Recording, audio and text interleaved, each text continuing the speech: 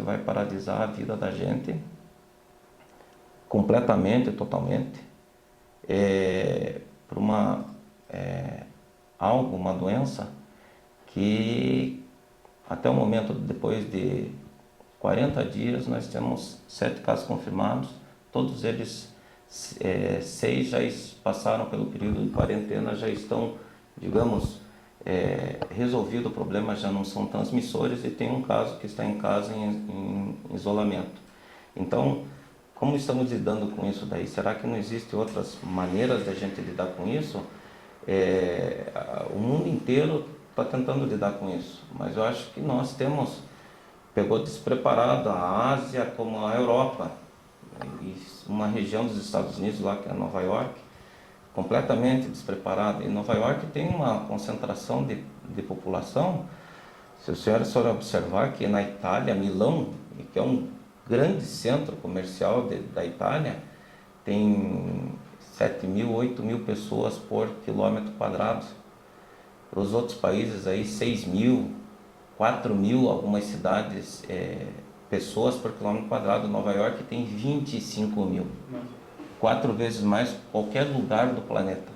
Então é esperado que onde existe uma densidade demográfica muito grande, você vai ter problemas piores, né? Concentração de pessoas. Doutor, em relação ao contágio, se não me engano, esse foi o primeiro caso que foi contraído comunitário, ou seja, aqui dentro da região, na cidade, em vez de alguém que veio de fora. Como é que está essa situação? É isso mesmo, doutor? O que se pensa assim, quando vocês têm contato, essa pessoa vem, adoece e vem consultar com os sintomas todos da doença, e você faz a testagem, ele é positivo, você viu que essa pessoa esteve no Rio de Janeiro, esteve em São Paulo, ou veio da Europa, ou veio dos Estados Unidos, os primeiros casos, né? Veio de fora do país ou do estado. Então seria casos que não são comunitários. A partir do momento que essa pessoa não tem nenhum histórico de contato com pessoas de fora, então imagina-se que essa contaminação é comunitária, que o vírus já circula dentro da nossa cidade. Eu acho que a gente tem que, eu acredito, como está acontecendo em todos os lugares, que o momento isso iria acontecer realmente, porque é difícil, você não tem como mapear exatamente tudo que pode ser feito, a não ser que no começo, quando começa o problema, você fizesse que nem na China, todos os casos positivos isola, os contatos de todos esses casos positivos, testagem, quem é positivo isola. Então você pega aonde a doença está disseminando, você vai quebrando toda essa barreira de contaminação. E aí eu já falo como lidar com esse problema. Por exemplo, se a gente sabe que São Paulo é o lugar do Brasil onde mais tem problema. São Paulo, Rio de Janeiro. E Rio de Janeiro. Eu acredito que alguma medida, no meu ponto de vista, teria que ser tomada para essas pessoas que vêm de São Paulo. Ir atrás dos sintomáticos que chegam de ônibus aqui, ou chegam de carro, da onde está vindo, se está sintomático, não está sintomático, para você tentar frear essa questão de transmissão aqui onde Ponta Grossa ainda é baixa. Doutor, você também na questão como vereador, também, como é que você está vendo essa questão de políticas públicas de combate à pandemia? Questão do uso de máscara, questão do fechamento do comércio. Qual a tua avaliação? O que precisa ser feito? Se está correto ou não, doutor? Não, a questão do uso de máscara é algo que tem se mostrado muito eficaz nos países onde não tinha o hábito de estar se usando máscara. Assim, grande parte da população viu que o número de contaminados e mortalidade é muito mais alto. E nos países onde estava usando máscara na maior fatia da população, mesmo os que estavam na rua, e muitos países, isso daí foi observado ainda quando alguns países não faziam isolamento social. Lá na República Tcheca foi gritante o resultado, né? Eles não estavam nada de isolamento social, nada, mas toda a população usando máscara, e os índices e os números deles eram muito baixos, tanto de infectados como de mortalidade. Então isso daí mostrou, e alguns outros países também mostraram, Coreia do Sul, como foi a própria China, etc., Hong Kong, que o uso de máscara, grande fatia da população, isso trazia resultados melhores. E a partir de então começou a ser aquilo que inicialmente foi propagado pela própria Organização Mundial de Saúde, que era para usar máscara somente as pessoas sintomáticas. Mudou-se essa visão justamente por se observar o que está acontecendo. Onde se usa mais máscara, menos número. Então vamos usar para todo mundo. Então eu falo para você que, como uma doença é desconhecida ainda, ou muito pouco conhecida, temos aí 4 a 5 meses aí de conhecimento dessa doença. Surgiu lá em dezembro na China, final de novembro. Nós temos aí, bem dizer, 5 meses de doença de lá, né? Eu posso falar assim para você que não conhecemos muito pouco, por isso existe tanta controvérsia, tanta dificuldade de lidar com esse problema. E essas verdades que às vezes a gente está vendo agora são verdades, pode passar algum tempo e ver que essa era uma verdade transitória. A conduta muda, né? Muda porque temos outras coisas a serem analisadas, aparecem outros números, outros dados e coisas que daí conseguimos ter comparativamente. Opa, mas esse caminho aqui é melhor, mas esse remédio aqui é melhor, mas esse tratamento fez efeito, esse tratamento não fez efeito. Então as coisas começam a aparecer de uma maneira um pouco melhor. A questão de remédios, né, a gente já viu uma porção de nomes aí. O que você aconselha, o que está sendo usado hoje para combater o coronavírus? Na Europa, pegaram eles desprevenidos e eles tinham muito pouca coisa a fazer. A recomendação que vinha da China era que houvesse uma intubação precoce nos pacientes que estavam com desconforto respiratório, não deixasse eles tanto tempo com a respiração normal, que isso contaminaria mais o ambiente. Então, intube precocemente e o paciente não respira, cuidados de suporte. Já no Brasil, a gente já tem informações assim que já vem da Europa, que agora já não se intuba o paciente precocemente. Agora é muito ao contrário disso, você posterga o que pode, porque nós conseguimos alguns resultados com alguns remédios. Por exemplo? Por mais que esteja isso aí em controverso, exemplos assim de mídia nacional, Dr. Wip usou hidroxicloroquina com azitromicina, o Dr. Calil usou hidroxicloroquina com azitromicina e usaram corticoides. Agora já se tem estudos aí mostrando que anticoagulantes durante o tratamento nesses pacientes mais graves também ajudam no quadro e que dão uma melhora no quadro clínico, e você consegue muitos desses pacientes que certamente na Europa foram para o respirador, hoje não estão precisando entubar, tem uma melhora clínica e está sendo liberado para casa para terminar o isolamento em casa. Hoje no Brasil, segundo dados do CESA, né, do dia 19, ontem, são 987 casos confirmados, com 50 óbitos, doutor. O que significa isso em termos gerais e números? Para um problema assim da magnitude que a gente está vendo no mundo inteiro, nós ainda estamos com números baixos. Então isso daí eu acho que é muito relativo o número. Se for para o nosso contexto habitual, são coisas que nós não estamos acostumados. Então é tudo relativizado. O que aconteceu com a Europa, obrigatoriamente não sabemos se vai acontecer no Brasil. A Europa está vivendo, e a China, onde se começou esse surto, sempre temperaturas extremamente frias, abaixo de 5 graus. Lá em Nova York, frio, né? E nós estamos numa situação que, embora já esteja circulando o vírus aí, nós ainda temos uma temperatura entre 20 e 30 graus no Brasil inteiro. Então, que sabidamente a gente sabe que o vírus se comporta pior onde existe temperatura mais alta. Então, em relação ao pico da doença, muito se fala que já seria agora no mês de abril. Desculpa, se comporta pior, assim, é pior para o vírus. Sim, lógico. Se comporta melhor no Brasil, né? Talvez nós estamos com uma vantagem em relação a esses outros países, para ficar claro. Doutor, em relação ao pico da doença, muito se discute que seria nesse mês agora de abril ou é maio.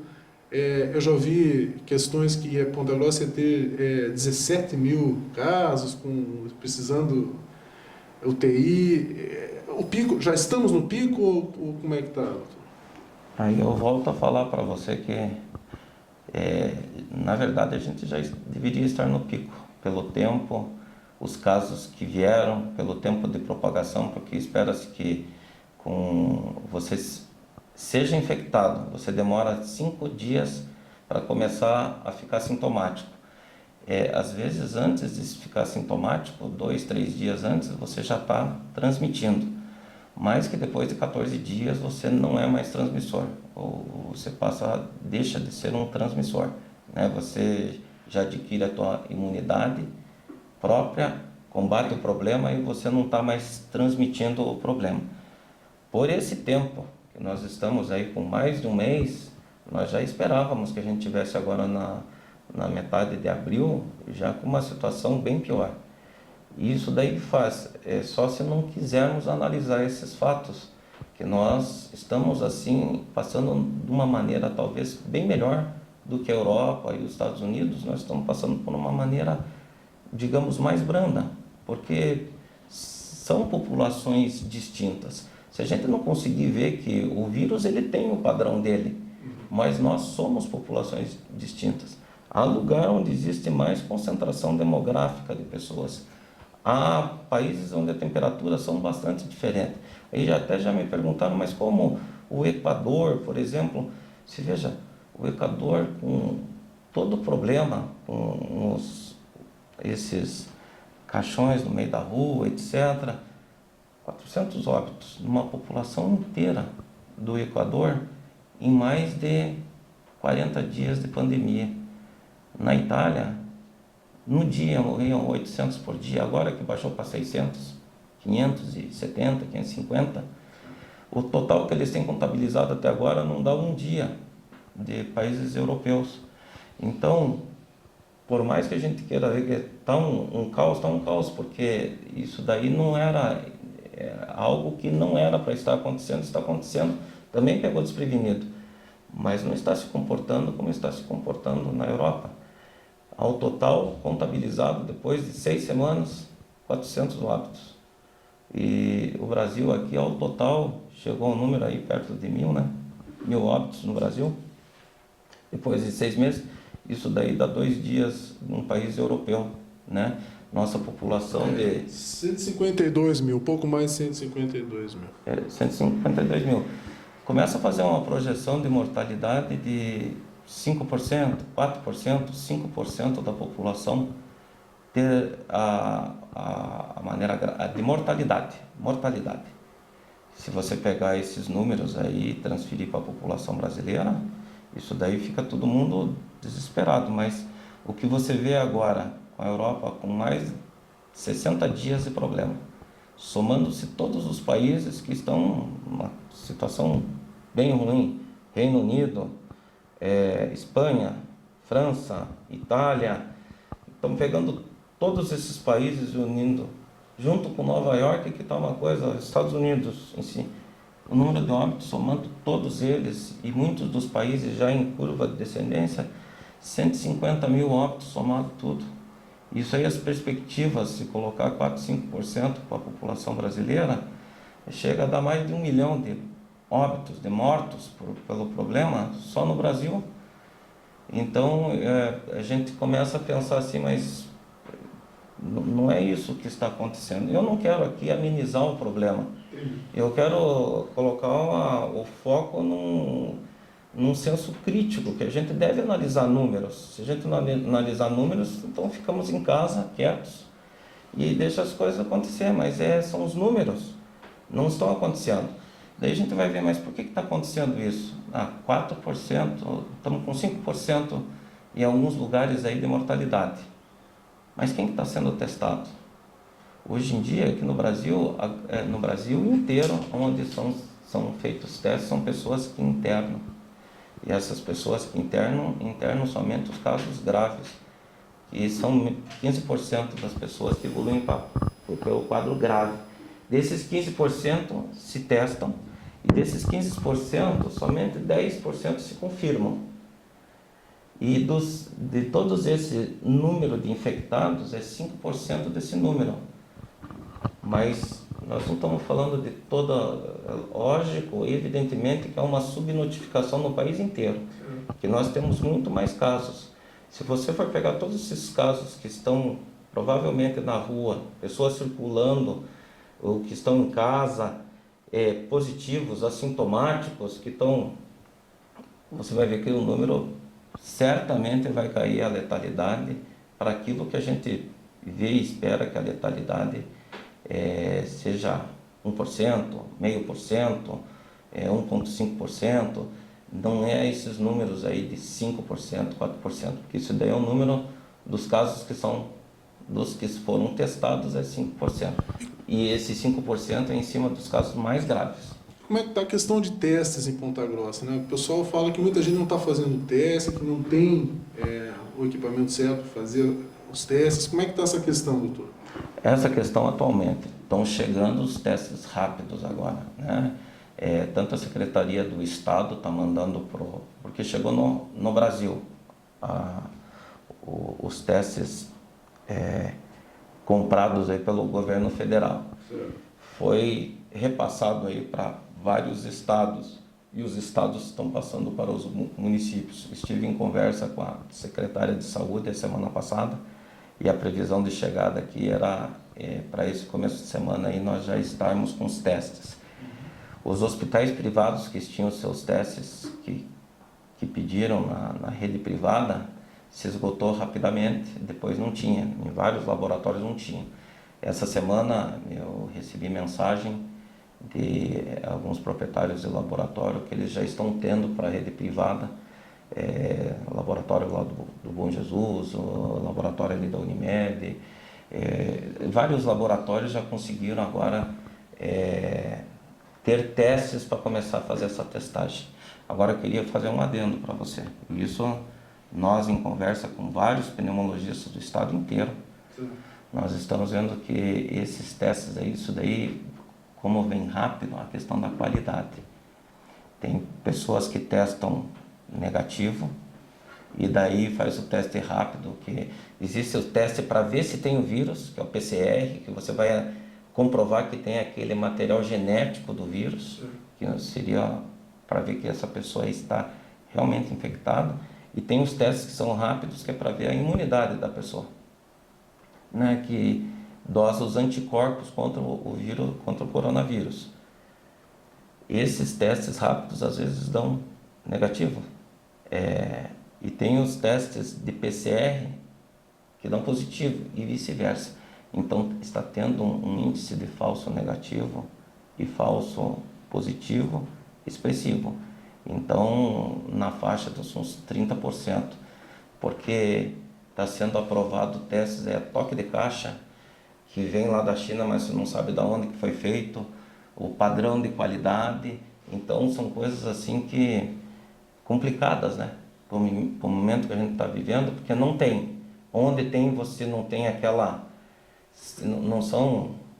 É como se você começar a fabricar um carro, qualquer produto comercial sem a devido teste. Simplesmente sai para o mercado e vamos ver o que vai dar. Certamente aí vai ter os seus problemas que vão ser apontados aí na decorrência do uso desses testes. E na tua visão, né, até que ponto vai essa pandemia, a questão do pico, quando que você acha que isso vai começar a baixar? E em relação também às políticas públicas, né, o pessoal está saindo dia sim, dia não para o comércio, que eles comentassem um pouco essa questão, que é muito polêmica aí na cidade. Eu sou muito otimista com relação a todo esse problema, mas não sou otimista porque eu sou otimista por causa dos números que estão sendo divulgados pelo município, pelo estado e pelo Brasil. Se for ver a população brasileira, né, o número de pessoas infectadas e o número de pessoas que morreram pelo problema, comparativamente com tudo que está acontecendo no mundo inteiro, eu sou muito otimista. Eles fora não tiveram assim a possibilidade de estar usando algumas medicações, mesmo sendo controverso o seu uso, mas com resultados aí que a princípio foram positivos. Todos os colegas que tiveram pacientes que usaram, se mostrou aí eficiente quando usado no momento adequado. Eu gostaria de frisar isso daí, né? Porque a gente vê ali, ó, eu já vi manchete de páginas de internet que são bastante vistas, que está colocando lá uma moça jovem, lá do Rio de Janeiro, usou cloroquina e faleceu. Mas usou quando? Quando já estava no respirador, quando já estava com a doença em estado grave, com o pulmão que nem uma pedra. Nós tivemos uma pandemia do H1N1 há 10 anos. Se passaram, a gente teve há 10 anos H1N1. E sabemos que tem um remédio muito eficiente para para tratar o H1N1. Só que se você usar a partir do primeiro, segundo até o terceiro, no máximo o quarto dia. Se você usar a partir do quinto dia, não tem efeito nenhum, quinto, sexto, sétimo dia. É super eficiente, é comprovado, é um remédio maravilhoso, mas tem que ser usado no momento certo, né? A mesma coisa eu falo para você, hoje está se mostrando que as medicações elas são eficazes, mas nós não podemos deixar o paciente ficar em estado grave e ir para o respirador, porque às vezes você vai usar a medicação e não vai ter sucesso. Você vai falar, ó, usou a medicação e não teve sucesso.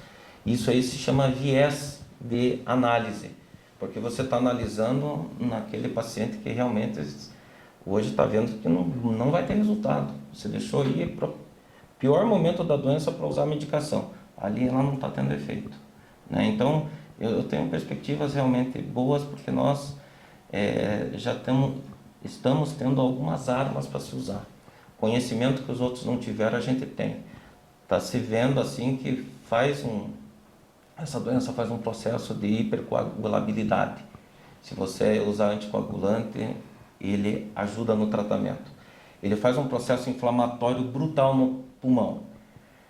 Todo mundo estava com receio de usar corticoide. Corticoide abaixa ainda mais a sua imunidade. E poucas pessoas usaram nesses outros países.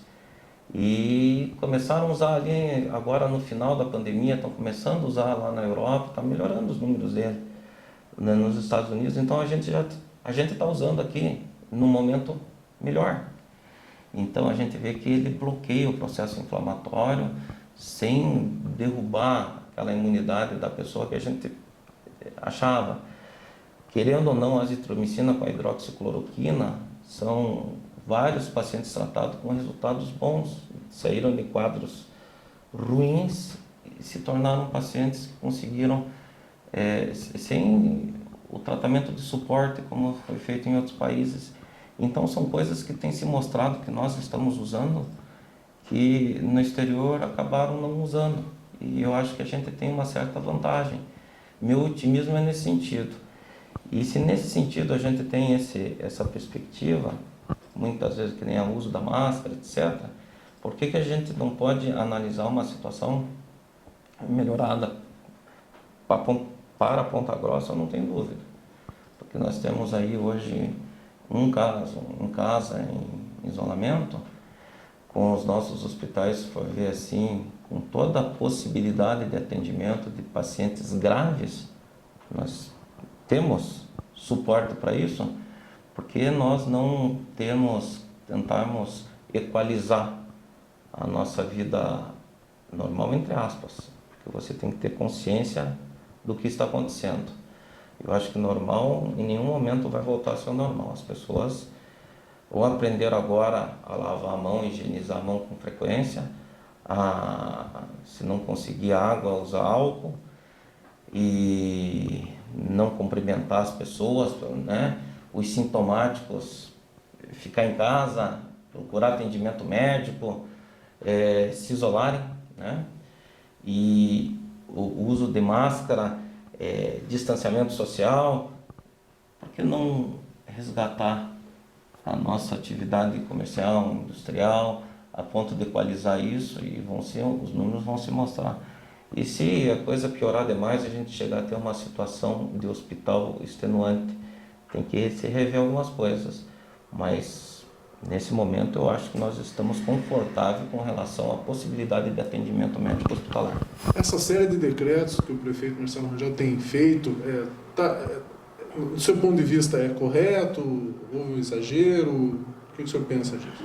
Eu penso assim que a pior posição que possa um indivíduo estar hoje é ser prefeito de uma cidade ou governador de uma cidade.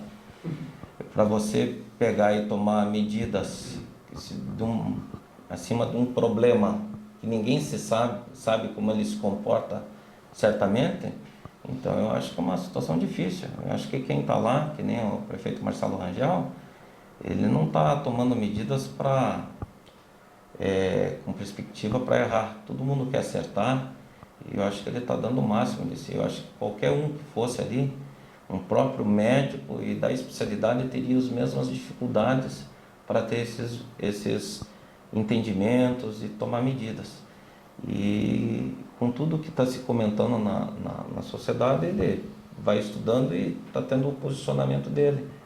Eu acho que nós estamos indo bem. Eu acho que parte desse ir bem é decorrente de medidas tomadas, e isso nós temos que parabenizá-lo nesse sentido.